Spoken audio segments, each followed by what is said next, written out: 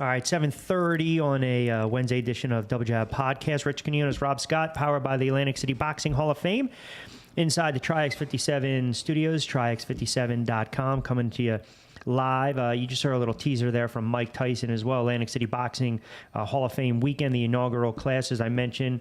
It's in May. All the information's up on the website, and that'll be the 27th that weekend as well. So we've got a great induction class. We're hoping to hear from Roy Jones Jr. momentarily, and again, we'll get his thoughts on Friday's fight against Bobby Gunn, and then going forward. So like I said, a lot of information to get to, a lot of stuff, and we'll see if we got I guess we have Roy fired up there back there, John? Perfect. Hey, Roy, how you doing, pal? It's Rich Quinones and Rob Scott. How's everything? I'm doing good. How you guys doing? We're doing well, and it's great to catch up. And anytime you can talk to a fighter of your caliber, and of course winning world titles all over the place, middleweight, super middleweight, light heavyweight, heavyweight. You know, I had the pleasure of calling the fight on Friday, and I just wanted to get your overall thoughts. Give me your sentiment on how you think you fared, because we did see some flashes, if you will, a little vintage Roy Jones Jr. in that fight. I think ultimately it was inevitable. I think it was a good stoppage, but kind of give me your grade for your performance. Well, I give myself probably a B+. I thought I did really well. Started a little slow like I wanted to do, but when you're in shape like that, you want to start slow because at my age, I didn't want to go out and just burn myself out. I know a lot of guys will try to come out and make you burn yourself out right away, and that's not a smart thing for an older fighter to do. So I took my time starting, got warmed up. Once I got into the fight, it was all over with. Well, Roy, you did show class, or shall I say, glimpses of the Roy Jones of old. You made your opponent look like basically like a novice. How much longer are we going to see Roy Jones in the ring? That I don't know, man. I don't try to call or justify when when I'm going to get out or what I'm going to go in. It's like, I go when I have fun.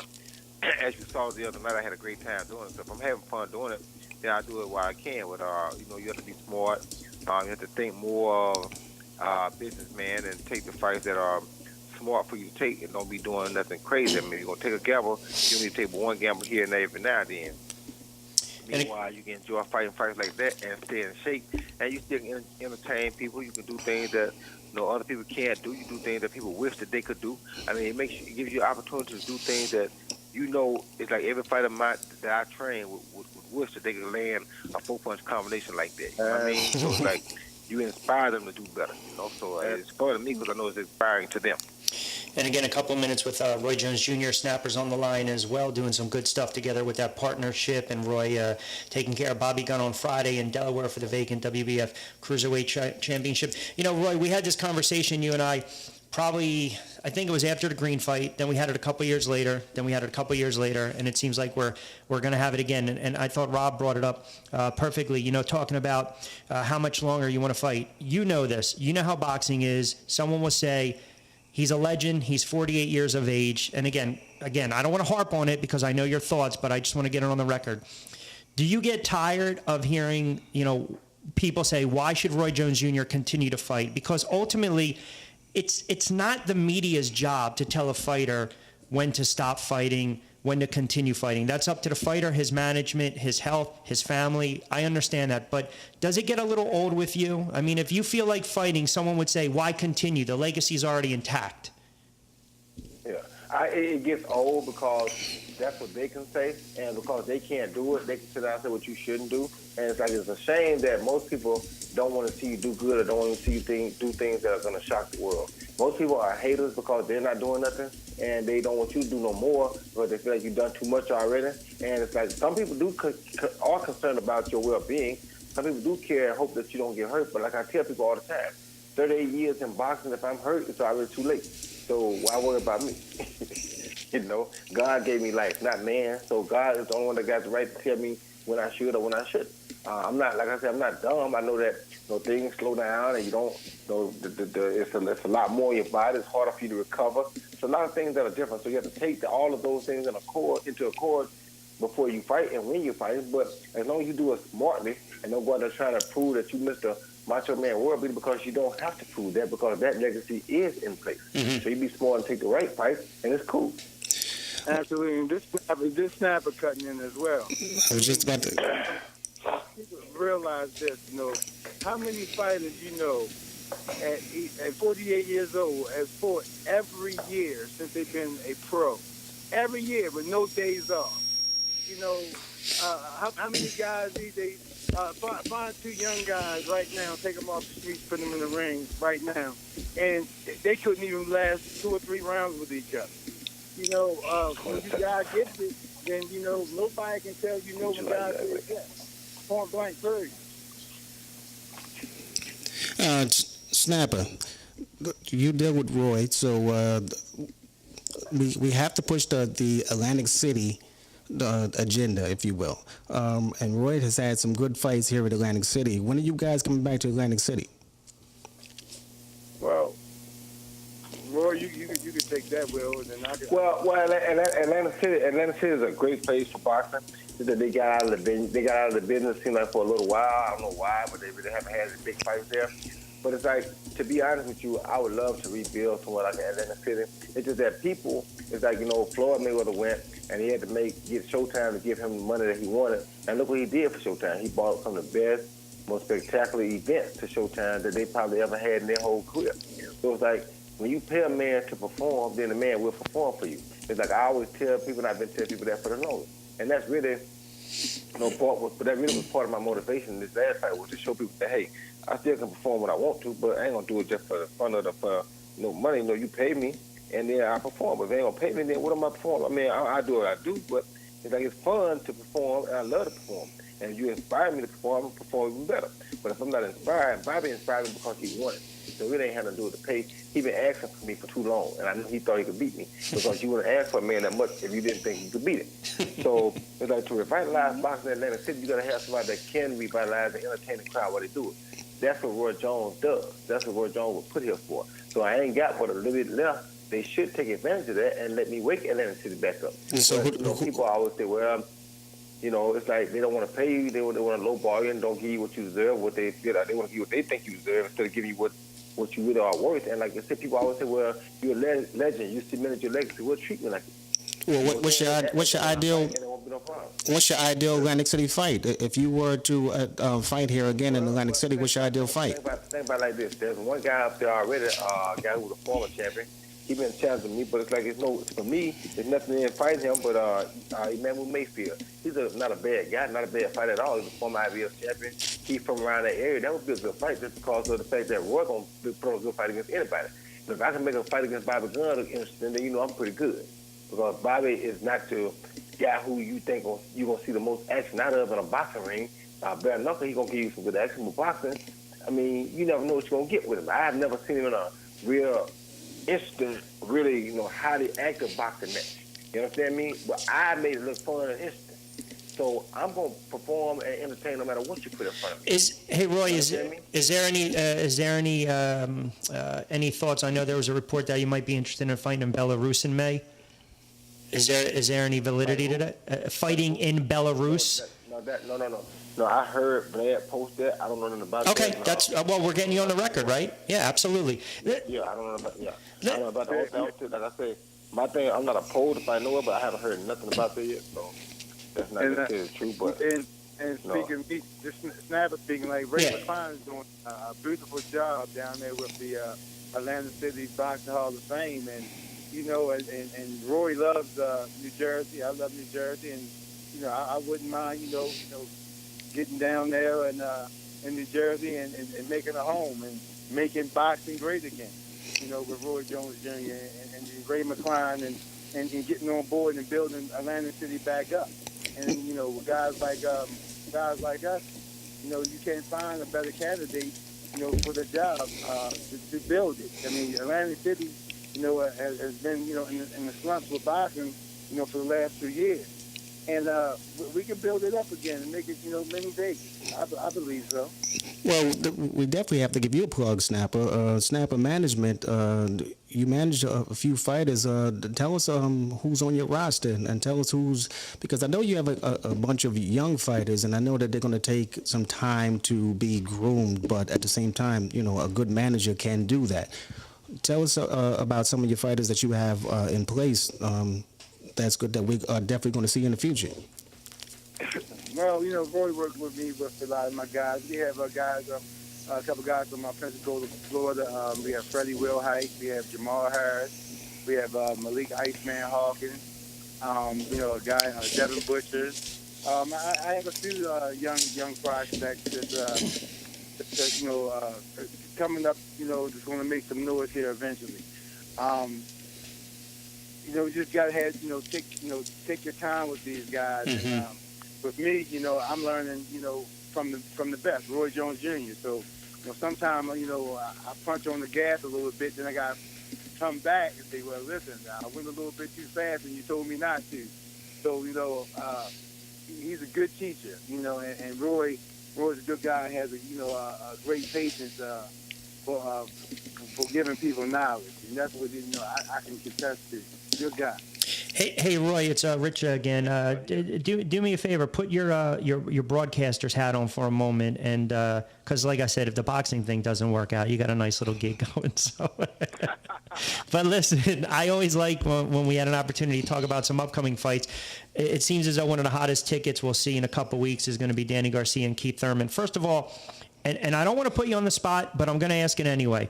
Do you have a problem with Angel Garcia's antics? And do you think it takes away from his son? Do you think he's trying to take the pressure off Danny? Or is there a place or not a place for that in boxing? That's my first question.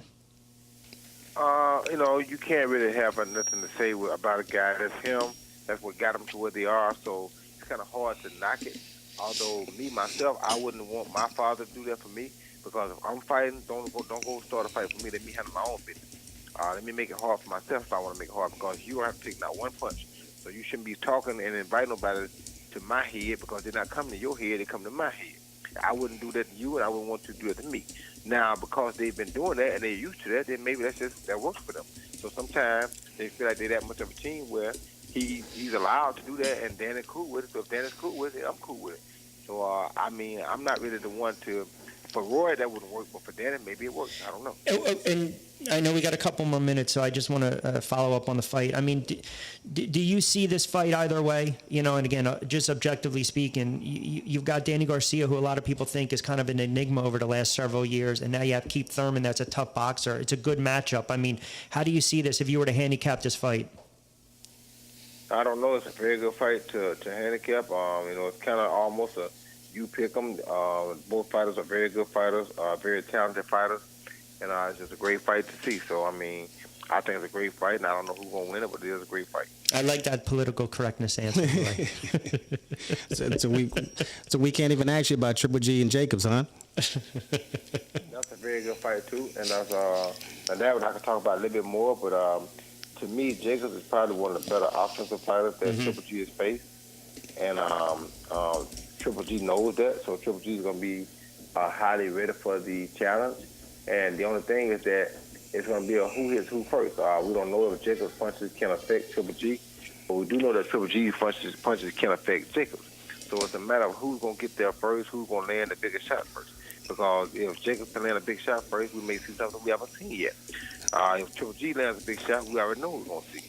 So it's a great fight to have, and it's going to be a matter of who gets to who's chin first. Well, Roy, not to cause problems, but they're fighting for your belt to a certain degree, because you were the middleweight champion for quite some time, and I know that, from a fighter standpoint and from a competitive standpoint, you have to say to yourself, like, oh my God, what I would have done when I was 20-something years old, 30-something years old, or 20-something years old, rather. What do you think those guys could have done in the Roy Jones era? What they could have done, they would have been good contenders. They're great fighters, don't get it wrong, but in the Roy Jones area, it wasn't nothing but Roy Jones. I'm sorry, I'm not saying against anyone else, but in the Roy Jones area, it wasn't nothing but Roy Jones. So That's the truth. Listen, what is this, breaking news? Are you breaking news to us? No, I'm just saying, you asked me, so I got nothing against either guy. Now, they're good fighters, don't get it wrong, but in the Roy Jones era, Last one for me, Roy, and I know we got to start wrapping up. I'm just curious, when you look at your career and the legacy is already intact, when you see some of these young fighters that, let's be honest, they haven't had a cup of coffee in boxing, they want everything now.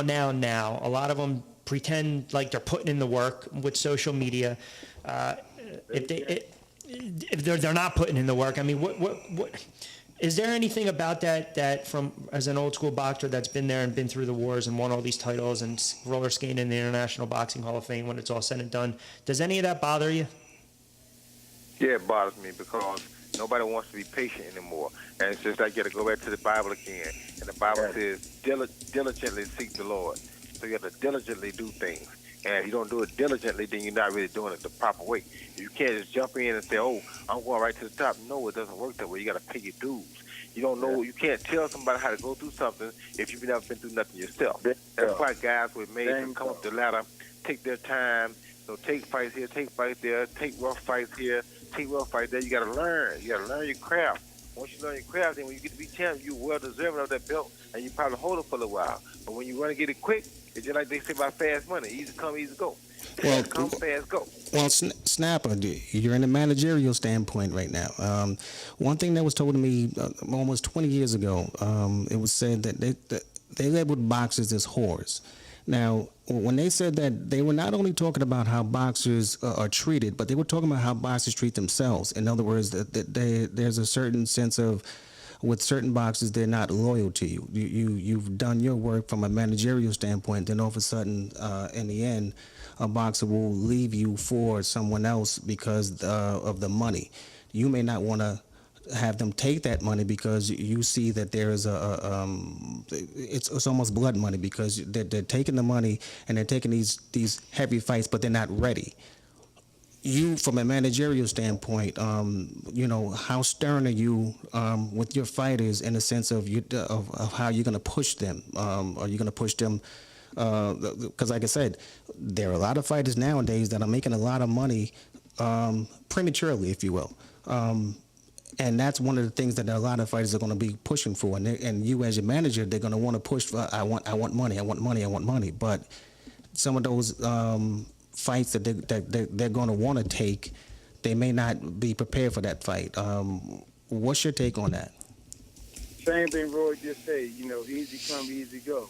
See, and what these fighters fail to realize, man, sometimes you give them too much too fast. And, these fighters, they're like babies. You crawl, then then you wobble, then you get your balance, and you walk.